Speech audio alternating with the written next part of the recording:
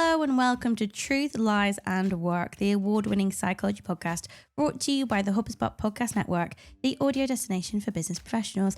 My name is Leanne. I'm a chartered psychologist. My name is Al. I'm a business owner. And we are here to help you simplify the science of work and create amazing workplace cultures. Welcome, Boxing Day. Whether you're finishing off the Christmas chocolates or frantically hiding from the relatives, yeah, you've picked a perfect time to join us. If you're new here, grab a cup of tea, Yorkshire tea, why wouldn't you, and settle in. If you've listened before, then welcome back. You know the score, but just give me a couple of seconds to explain to these lovely new people how this pod works.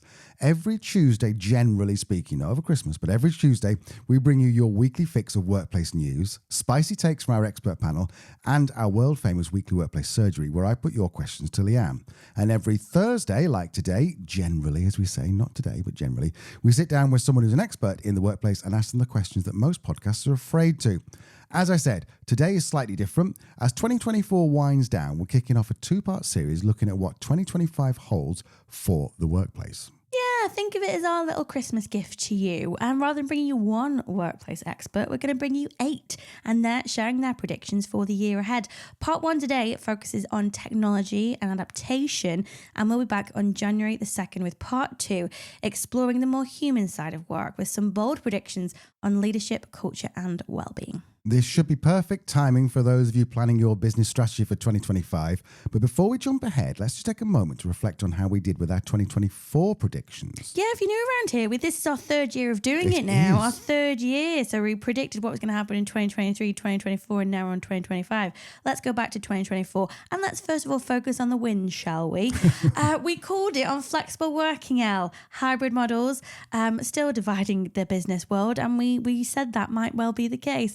Flexible working has also become a legal right in the UK, and at the same time we've seen companies like Zoom, of all companies, recall employees back to the office, proving that the debate is far from over.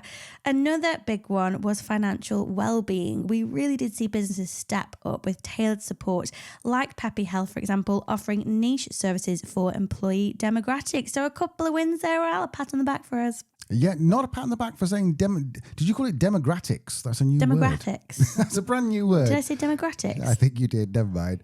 But not everything has panned out. AI-powered burnout prevention, that was probably one of the predictions. Was that mine last year, Lee? Yeah, the tech's there, but the companies just haven't quite adopted it widely yet. That's their fault, not mine. And workplace wearables for stress tracking. See, there you go. You can have a go at me. Stress tracking, I wouldn't do that to you. That would be petty. Still very niche, maybe a little bit too ahead of its time. That's kind of the story of our predictions, actually. We're usually a little bit ahead of our time. And another thing we're maybe ahead of time on is empathy. We predicted it would be a cornerstone for managers in 2024. And whilst it didn't quite dominate, it is clear that empathy is becoming crucial. And leadership experts I have seen on the LinkedIn are saying that empathy is going to be a defining leadership trait in 2024, especially as companies adopt AI. That is the perfect segue because AI is a huge theme in our 2025 predictions. So let's get into what's coming for the next year. We're going to kick off with Oliver Yonchev. Oliver is an entrepreneur, speaker, and former CEO of Flight Story, the global marketing and innovation group founded with him and Stephen Bartlett. 2024 was the year everyone scrambled to implement ChatGPT and generative AI with mixed results. But Oliver sees something much bigger coming. AI agents working together in ways that could fundamentally change how work gets done.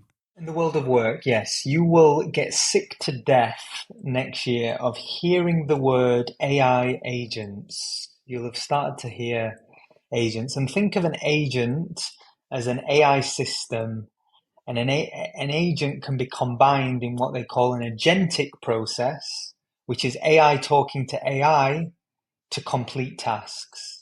And if you think of any team dynamic in any business, it's usually a byproduct of different people with different skills working together to achieve an outcome.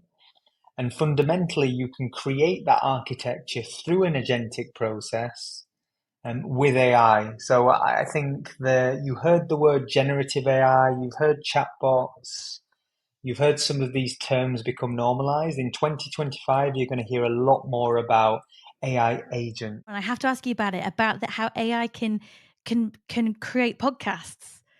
Are we going to lose that? Are we going to lose our jobs there as well? No comment, no comment. No, so it's really interesting.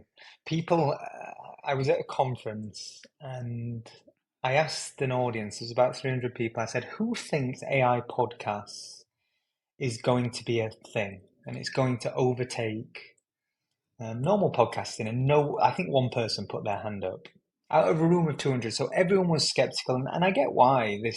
It feels such a human art. We struggle with this idea.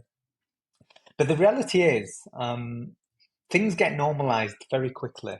And if you go onto YouTube today and you have a passion for a very specific thing, like I'm really interested in MMA, mixed martial arts, a good proportion of that programming that's built on current affairs is AI generated, in part, and some of it in totality. So we're already starting to normalize, and as those lines blur, a year ago it was somewhat pretty obvious when something was AI generated. Today it's a lot less obvious. In a year it'll be even less obvious. When you remove those frictions and content that's really deep, enriching, feels original, feels very human and interesting, and can be produced at scale. It can be generated in real time based on like your particular wants and your particular needs. Suddenly I start to think podcasting can definitely be disrupted in a way that we never imagined just 2 or 3 years ago. What really strikes me about that, Al, is that while we've been talking about ChatGPT this year, and I have been genuinely impressed by what it's capable of doing, Oliver sees it as something even bigger, and AI systems are actually going to be working together like digital teams. Exactly. I mean, I have, it's only in the latter part of this year that I've been thinking that, I think it's called agentic AI, that I'm like really, really getting into that. And then obviously heard Oliver saying this and I'm like, yes, well, if Oliver thinks it, then I'm clearly on the right tracks too. It's like kind of going from having smart individual contractors, ICs, is that what you HR people call it, to having an entire AI department. However, what's going to happen to the digital version of politics, office politics, when the AIs disagree with each other? I'm not really bothered about that, Al. As long as there's some kind of dysfunction, I'll probably still have a job. So it sounds good to me. I don't know, joking aside, every tech conference this year has seemed to predict that AI is going to replace jobs, at least in some capacity. And that can bring a bit of worry and anxiety. So our next guest, Will Giangrande, a Gen Z psychology graduate and certified facilitator at Take Flight Learning. Well, he is less concerned about employees losing job security, so long as we invest in the right training and development. I definitely think, might not be a perfect answer, but I guess that's everyone's answer. You can't really predict things. But as I'm starting to see more of, AI is just getting better and better as we speak. I know you all have talked about it a lot on your show, which is great.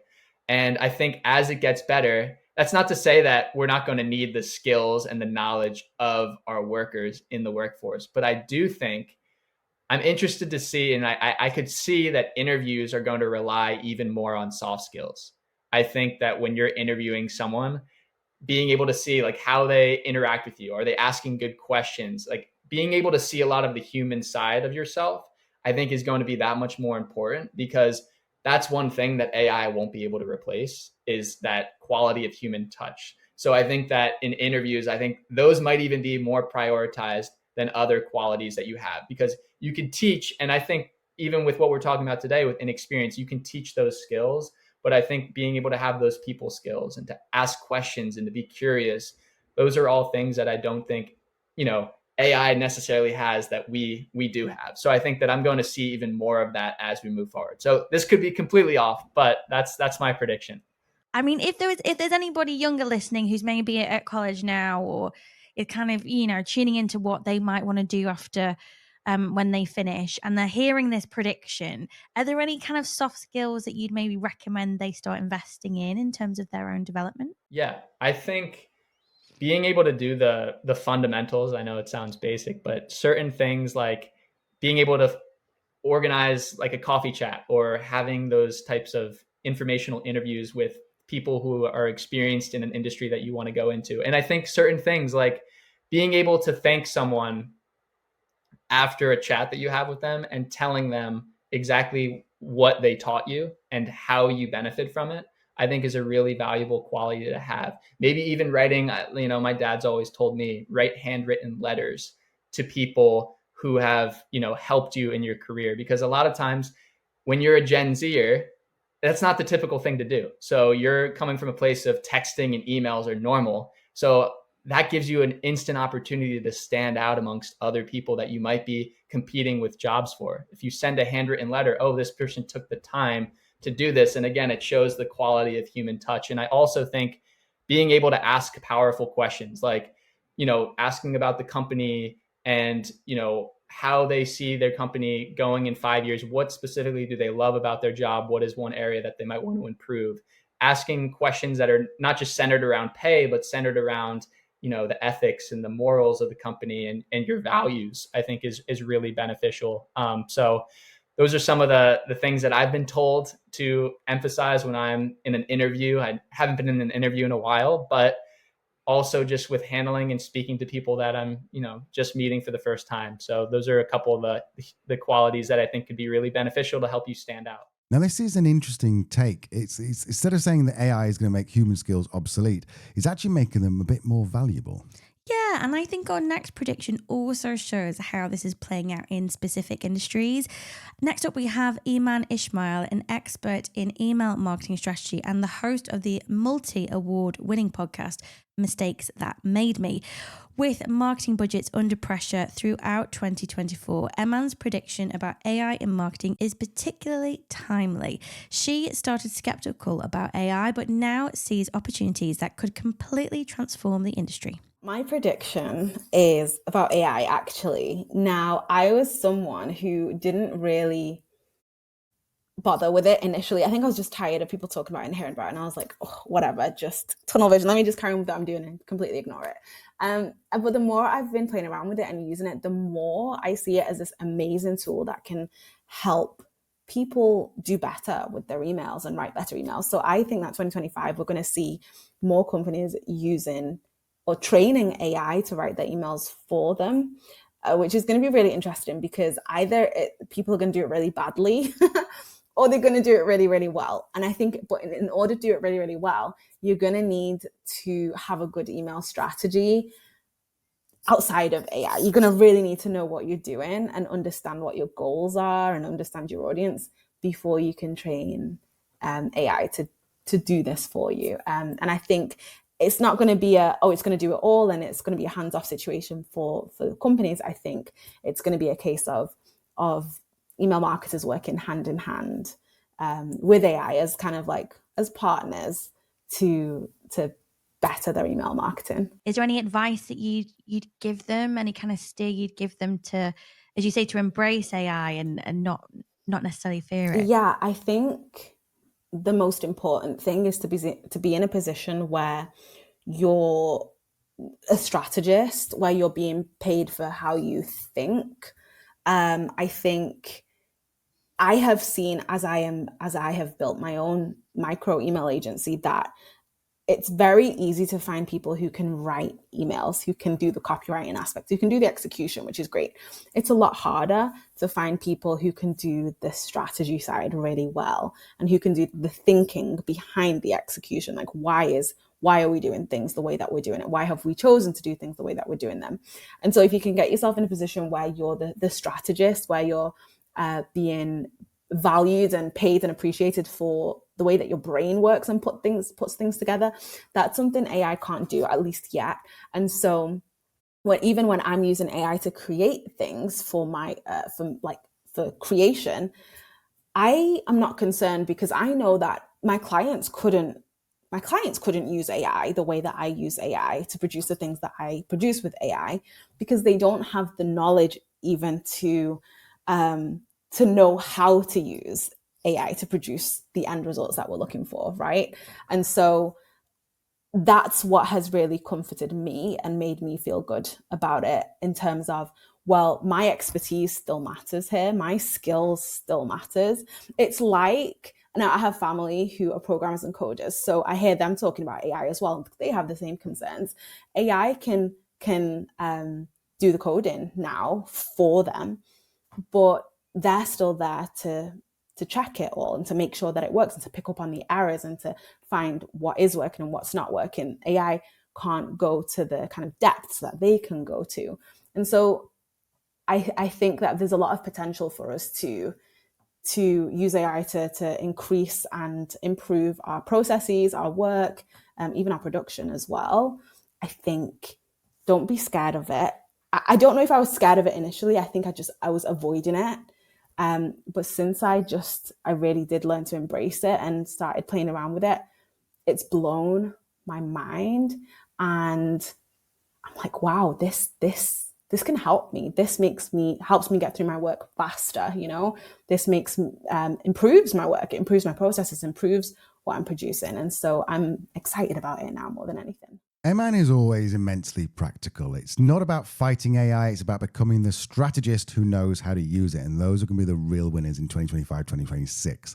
Anyway, that's enough on AI for the time being, I think. After the break, we're back with some predictions from Wistia's Chris Savage on remote working, Nudge podcast hosts Phil Agnew on how enjoying our work could make us more money in 2025, and inclusion expert Sonia Thompson, who brings a powerful perspective on workforce demographics in the next year. See you in a second.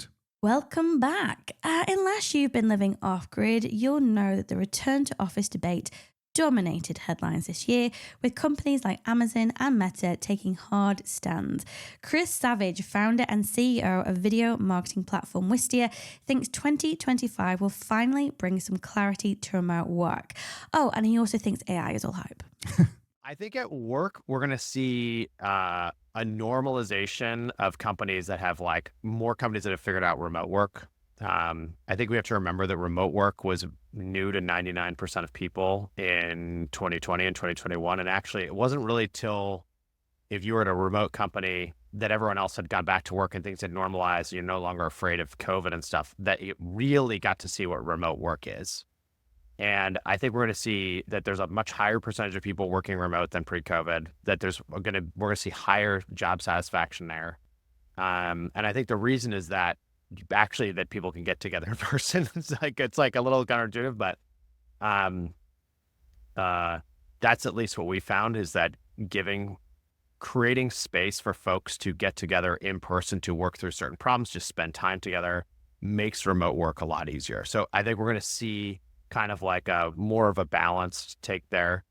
I think in tech, we're going to see, hopefully, inflation has come down and hopefully interest rates continue to ease down. And as that happens, we should see people investing more into riskier things, and tech is a risky thing. So I expect that to slowly come back over time. And I also think we're going to see, there's been so much AI that has been overpromised and underdelivers. There's so much AI that's like a distraction. And, if you know the hype cycle, we've gone to this hype cycle. I think we're going to start to see a few more things that are pretty concrete and provide real value. And it's not going to be AGI necessarily. I think it's going to be actually lots of small specific things that companies can adopt that can actually really improve productivity. So those are my three. In terms of AI, I've spoken to a couple of tech leaders recently, and they seem to have different opinions on AI. I speak to some people who are like, it's going to completely revolutionize the way we work. It's going to make a lot of certain types of jobs redundant in terms of they're not needed, not necessarily actual layoffs. And then I've heard other people say it's a hype. It's another hype cycle. It's going to normalize out. Where do you sit on the argument? I think that there is AI. Okay, so I think that we've been going through a hype cycle on AI, which is everyone thinks it's going to change the world instantly, and then it doesn't. But that way the hype cycle usually works is it gets so much attention and investment that some of those investments end up working and paying off. So I think we're going to see more of those things paying off soon. I think there are some places that it's paying off tremendously today. But the challenge we have is that even if we had AGI today, general intelligence that could do anything, and let's say it looked like a Slack bot, you could Slack with something, and instead of it being a human being, it's this AI, and you give them tasks and they do stuff. Culturally, it still takes time to get through change. It still takes a lot of time. And I actually like ChatGPT. I'll give you an example. ChatGPT, incredible at helping you with grammar and rewriting stuff. It's so good at this very specific thing. So why is anyone writing anything that doesn't have perfect grammar? It's like they have to take it and they have to copy it. They have to think to do that. You have to change your workflow, and that is hard, and that takes time. And I do think everyone will eventually get there, but I just think it is like culturally, it's slow. We have this cultural speed that things can go at, and even if there's brand new technology that can change the world, it always takes time for people to get comfortable with it. There's also going to be really, really weird failure cases. So I'll give you an example on the support side. I think support's been something that people point at and say, like, this is probably the most likely area to be impacted by AI first. Because if you're writing in and you have a support question, as a consumer, if you get an answer in real time, you're going to prefer that. If the answer is really good, that's going to be great. If it's any hour of the day, that's going to be great. If it's in any language, that's going to be great. All these things, like the knowledge base that has the answers that people have trouble working through, or the APIs, if it's a software product, whatever, it seems like a pretty automated thing. Like you should be able to do that at some point.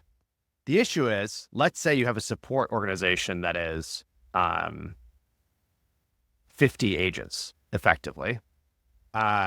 What happens if you have a huge problem and instead of it really alerting you, you end up with like going from 50 agents to 1,000 agents and you don't even know?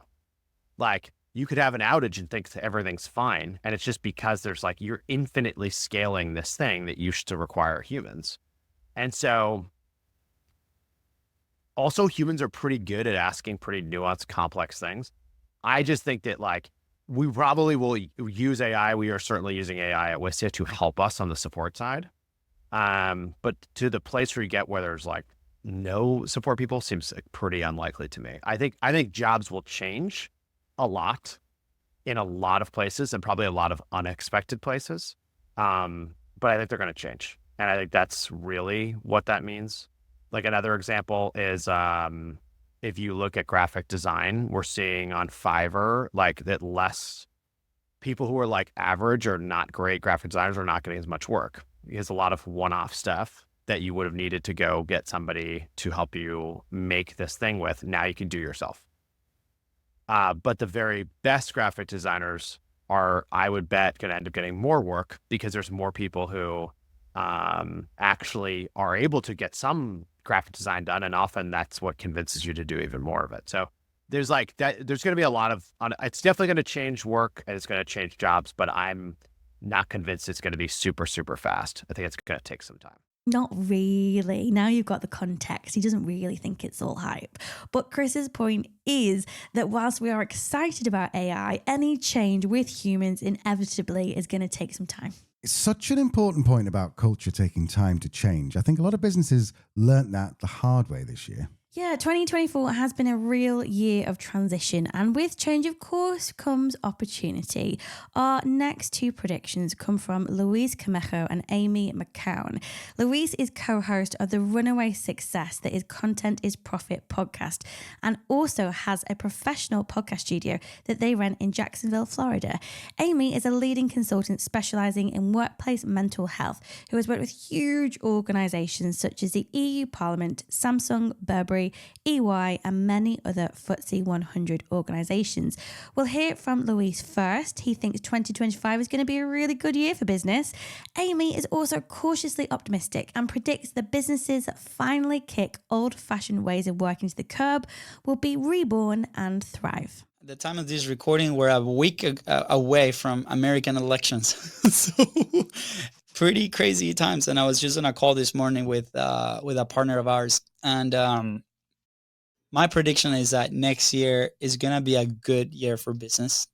I was talking to him, like, since 2020, it's been like really rough and really hard for a lot of people all around the world. Like, we have family back in Venezuela, different things. And, you know, personally, we've gaining a lot of momentum this last year, and it's been a lot of fun and a lot of hard work. So my prediction is that that's going to continue to move forward based on what we've seen, especially in the country that we live in, as far as like general things. So I think like that's going to be better for a lot of people. as far as like the business and trends in the content industry, a lot of the conversation has been around AI and how AI can help you be more productive in many ways. So in fact, in a couple of days, we're having a keynote in a university here to help entrepreneurs do that. So I encourage every single person to start educating yourself first in your own process. Like, how do you do the thing, or how did your team is doing the thing? And then find those pain points that maybe are taking a lot of time or a lot of resources, because I assure you that there's going to be a tool that's going to help you do it a little bit faster, a little bit more effective. So those are my two. I'm very optimistic in general. So hopefully that aligns with a lot of people. And I'm a big fan of, creating your environment, creating your own terms. So regardless of what happens, I think it's going to be a good year. And what is the mood? Because we've spoken to a few different guests about various different impacts that the election might have. Not asking for political views, none of my business. But in terms of the general mood over there at the minute, how's everyone feeling? Yeah, I mean, I think it's hard to not have this conversation without being a little political. But like my background, I come from Venezuela. I migrated to the States in 2010 to go to college, and found my life here. Found my wife. I have 2 kids now, and land of opportunity, as they say. But I also lived in Europe. I lived in Italy, and I lived in Spain. So like I've been around, and I've seen a few countries. I've been very fortunate that football or soccer here in the US like allowed me to do that. And in Venezuela, we lived in a very negative environment. And the last 4 years have been crazy close to the ideals and the messaging that we've seen back in Venezuela. So you have a lot of people, a lot of households that are divided, a lot of communities that are divided.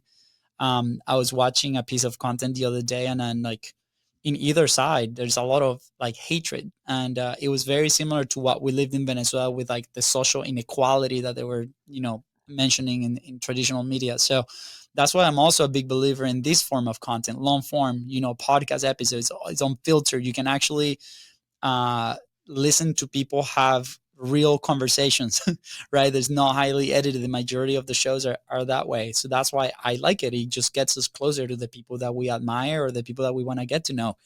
And yeah, so I see a lot of division. I also see a lot of hope in a lot of people. I see, that's what I say. A lot of people that just don't want that they've seen it. I think we live in a world where like information flows, especially in the internet and the conversation. Like, I mean, we're connecting 2 continents like right now, right? And I'm sure everybody knows a friend that knows a friend that's in a different country that might tell you something different than is being shown. So I encourage have those conversations and have those challenging conversations and have those what's happening like conversation where at the end of the day we're at one big community, right? So it's like, how can we be all successful? We live in a world of abundance. And some messages out there are saying that we don't, but we do, and we can help each other. And I think that's the one. So a lot of hope, based on, the previous division that's been happening. So, knocking on wood that we actually see a good year. So I used to live in Caracas, like the capital of Venezuela, big city, 6 million people, like crazy. When I came to the US, I came to a place where it is a big city, small town feel. So very far apart. And what it really struck me was like how nice people were. Like you're walking the street and people are like, good morning, or they smile. It's like, how you doing? They don't know you.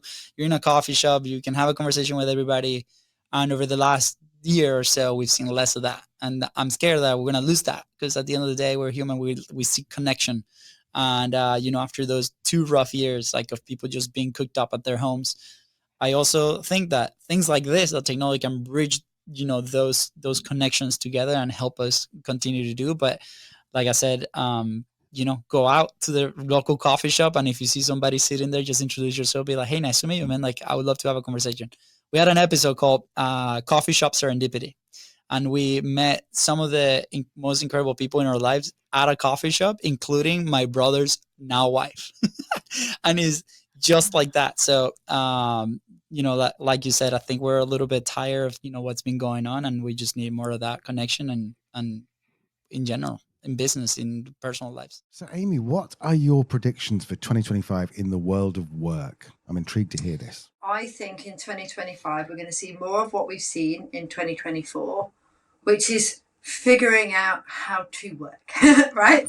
So we are in a really interesting and unprecedented time of change. If you look at our working practices and how we've structured organizations, it's really kind of industrial revolution-esque. Throw in COVID, throw in intergenerational challenges, throw in the world in which we are right now, which is kind of political uncertainty, economic uncertainty. None of us know how to work anymore. And actually, I'm really genuinely excited by this. But, I think that we're going to spend 2025, like we've spent 2024, figuring out how to build organizations and careers that actually work, right? So the organizations that do this well are going to be ones that flexible, hybrid, thinking through different demographics. I've spent 2024 working across the world in organizations of all different sizes. And there are a couple of themes that I've seen in all of them, whatever the industry, whatever the country, whatever, which is that we need as individuals and organizations to figure out how we're going to live in a world of continual change and uncertainty. Because that's not going away anymore, right? It's not. And the structures and foundations that we've had for decades don't work, and that's the same with working practice. So what used to happen in the 80s and 90s is if there was economic pressure, you would squeeze your assets. You'd squeeze more out of people. You would get rid of layers of management. That isn't working, right? Across the globe this year, every organization I've seen is struggling with burnt out, exhausted, overwhelmed employees. The pandemic, what's happening globally and what's happening financially. So you can't sweat your assets, a terrible term, right, that I've seen. And also people aren't doing it anymore. The working force, I was talking to a lady this morning that's talking about 70-year-olds being in work. We've got 5 generations in the workforce for the first time. Inadequate pension covers means people are working into their 70s and 80s, and because they want to. And they're in the same career structures as 20-year-olds, right? People hybrid, people flexible, international. We're doing an international Zoom-based podcast, right? So we've got a number of things. We've got, it didn't work before, it certainly doesn't work now. And some of the old management practices and techniques, which was about squeezing more out of people, isn't going to work because there's nothing left to squeeze. We've got a post-COVID traumatized global population dealing with change. So it'll be more of the same. I expect cost pressures for most of the year, as we've seen in 2024. But it's also real opportunity. I'm thrilled by the opportunity this presents. It's for smaller organizations or organizations that really think about what works, what do they want to be, how do they want to work, what lifestyles people want to have, how they change roles and career structures and shapes around that. I think it'll be really innovative. But innovation comes from difficult times. So we're kind of in the death of the old working practices in order to kind of reborn, but in a fair and more equitable working world. And you can see this tussle, right? You can see the Elon Musks and the bankers and the let's go back 5 days a week and the Amazons, you've got to be back. And you've seen good talent walking to organizations that have more flexibility. So a very summary of my answer: more exhaustion, more tiredness, more financial pressure. More difficulties for providers working in this space, unique opportunity to build innovative new cultures, and the theme against all cultures will have to be how to support individuals to live with constant change, but how to build working practices and management and leadership practices around constant change as well. After all this doom and gloom headlines we've had in 2024, it's nice to hear someone talking about opportunities rather than threats. And do you know what I love about Amy's point? She's just saying that we need to stop waiting for things to go back to normal, because this is normal. This is the new normal. Here. Why does anyone want to go back? And it always blows my mind that entrepreneurs of all people would want to go backwards. And I think, that's why we're seeing so much pushback. The genie is out of the bottle when it comes to working from home, hybrid working, ways of working that provide a better work-life balance. And as Louise said so beautifully, finding our way in this new balance doesn't have to be combative. We all want and need human connection, whether that's in person or online. It's all about just finding our own balance.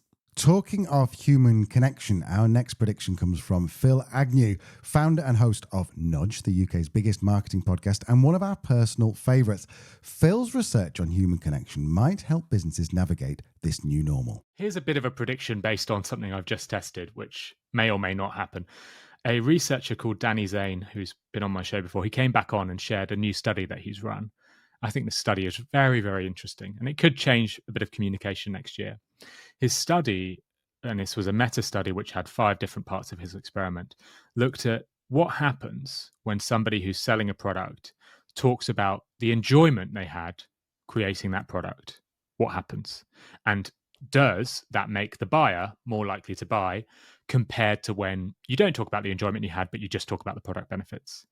And he found in loads of different scenarios that sharing the enjoyment that you had creating a product really works. I think it's partly to do with this effort thing we've been talking about, but I think there's also something in that people like it when people enjoy their job. So there was a study with an SEO specialist who did Facebook ads, and in one variant of the ad, they shared how much they enjoyed being an SEO specialist. That got more clicks. A study in a canteen in a university where a chef wrote on half of the weeks that this brownie is their favorite thing to bake, versus just saying this brownie is incredibly popular, so a social proof one. The brownie got way more sales when the chef said it was their favorite thing to make. And then another study with a pet grooming service, so where they're dog washers basically and dog groomers. Again, same thing happens. When the groomers say that they really enjoy their job, they get more sales. And I was so fascinated by this. I found it really interesting that Danny and I worked on my own experiment where we could test it. So I'd written a playbook with my colleague or collaborator, Caitlin Bourgoin, and we've been selling this playbook for the past year with mixed success. And I thought, well, this is a really good thing to run an experiment on. So I split my email subscribers in half. Half of them just received an email from me with a video talking about the playbook, saying, would you buy it? And then the other half received a very different email, an email and a video that I would never create if I hadn't heard Danny's studies in the past. Basically, the video was like, I had such great fun working on this ebook. It's probably the thing that I enjoyed most this year. All of that is true. It was genuinely something I really enjoyed creating, but I've never shared it before because I never thought it would be useful for people to hear. The results were really interesting. More people clicked on the link when they heard my enjoyment variant. Fewer people unsubscribed, and it increased my sales by 6 times. Now, I should say that the sales in the control was just one. Only one person bought, and then 6 people bought in the variant. So take that with a heavy pinch of salt. But it's quite incredible to me that it had that increase in the amount of sales, and it definitely had some sort of effect. So I wonder if next year something like that sort of idea might start to take hold. We're often quite audience focused in our messaging. We think we need to talk about what's in it for you. We need to talk about why this brownie will be the best for you. It's got the lowest carbs, or it's made with the best ingredients, or whatever it might be. What Danny Zane's studies suggest that we can actually talk about what this product means for us. We can talk about how we enjoyed creating it, and that actually might get more sales. It might convince people more. So I wonder if that could be something that happens next year. I think that's quite a nice note to think about, that sellers or communicators can talk about the enjoyment they had creating something, and that actually might be more persuasive than a standard message. I love Phil. That's just amazing. Showing genuine enjoyment in your work actually drives better results. Who knew that authenticity would be a business strategy? Me. Of course you did. No, I know. It is really cool. And I like that as well. They're just talking about some joy and positivity. I'm here for it. And that's what I'm hoping to see a bit more of in 2025. And I can't imagine anything's going to happen next year that would stop that, right? Fine. I would also like to think that research like that will help business owners and entrepreneurs to fall back in love with their work. It has been a really hard few years, and I think we're all just a bit tired. So hopefully we're having some time now to rest, recover, and come back with some energy and hopefully with a bit more joy for 2025. Yeah, here. I think what's strange is that everything we've heard so far points to this fundamental shift in how we work.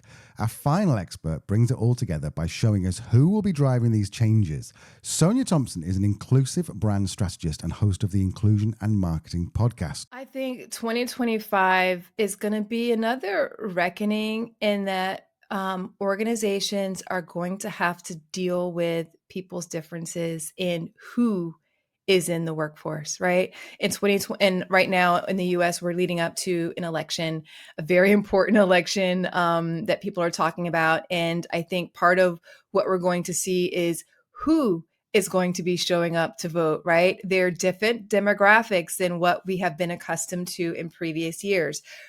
So when it comes to work, there is a different, that who is showing up to work is evolving.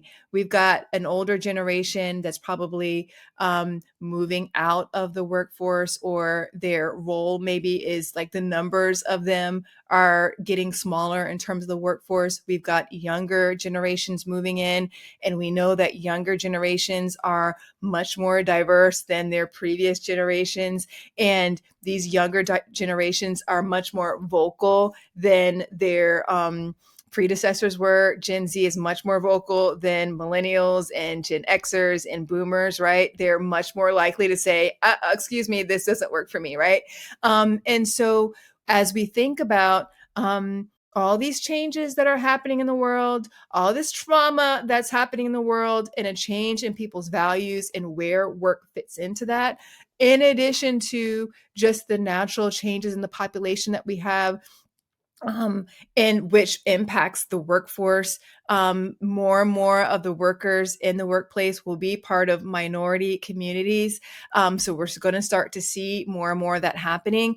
Organizations need to be prepared that this is not your parents' workforce, right? It's a different workforce. And how are you going to evolve so that you're not like forcing people to assimilate because they're not going to do it. And if they're doing it, they're not going to do it for very long. So how do you adapt and evolve your workforce or the culture of your organization for today's workforce? That's the prediction. Organizations are going to be forced to have to deal with it in 2025 and beyond. But like, I think 2025, we're going to see like a major shockwave in terms of the ways in which people stand up for themselves and what it is that they need, and direct their own path, versus just like taking what the company says that they have to do. If there's a business owner listening, a leader listening, going, Sonia, you're right. What is there anything I can do now to maybe help with that transition, addressing that? Is there any advice that you'd give to people? Talk to your people. Talk to your people. Don't feel like you have to figure it all out on your own. That's a really tall order and a great way to get stressed out, to get frustrated, and to not deliver what it is that people need from you. It's always better to co-create with the people that you're serving. And in this case, it's your workforce, your team members. So ask them, what is it that they need to achieve success? What is it that they need to bring their full selves to work? What is it that they need to feel like they belong? And don't be afraid to ask, like, how is our current culture or our current way of operating? Does it work for you? What ways in which could it better work for you? And the more you ask those questions, you get feedback. And the more you invite them in to helping you find solutions that work better for them, that work better for everyone involved, the easier it will be for you to evolve and create a better environment and better experiences for everyone. I love it. I love it. I love it, Sonia. Gen Z are here. They're diverse. They're disruptive. And if we want to get the most out of them, we need to engage them. And having conversations sounds like a pretty good start to me. That's it for part one of our predictions, and we have covered an awful lot of ground already. Looking at these predictions together, 2025 seems to be about finding this sweet spot between technology and humanity. For business owners planning their 2025 strategies over the break, here are 3 key takeaways. Number 1, first, AI isn't going to replace humans. It's going to make human skills more valuable. Secondly, the businesses that thrive will be those that can adapt quickly to change. And thirdly, authentic human connection might be your secret weapon in an AI-dominated world. Join us next week on January the 2nd when we kick off 2025 by exploring workplace culture, well-being and leadership. And if you're writing your business plans for next year, you won't want to miss it. We'll be hearing from leading psychologist and TEDx speaker Dr. Audrey Tang, career coach Katie O'Malley, and the one and only Rob Kalvarowski, who brings us a bold prediction on arsehole bosses. If you are listening to this while dodging another round of Monopoly with the family, thanks for spending part of your break with us. Don't forget to subscribe as well so we can get you out of a similar pickle next week. We'll be bringing you the full unedited interview of psychology legend John Amici, and also watch out for the unaired hot take on Jordan Peterson. And of course, we're back with part 2 of our predictions episode on the 2nd of January. So we'll see you then. Happy Christmas, New Year. I've forgotten where we're up to. This is Boxing Day. Happy New Year. Happy New Year. See you soon.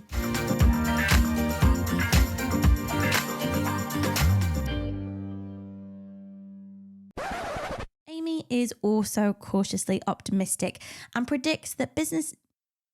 Amy is also cautiously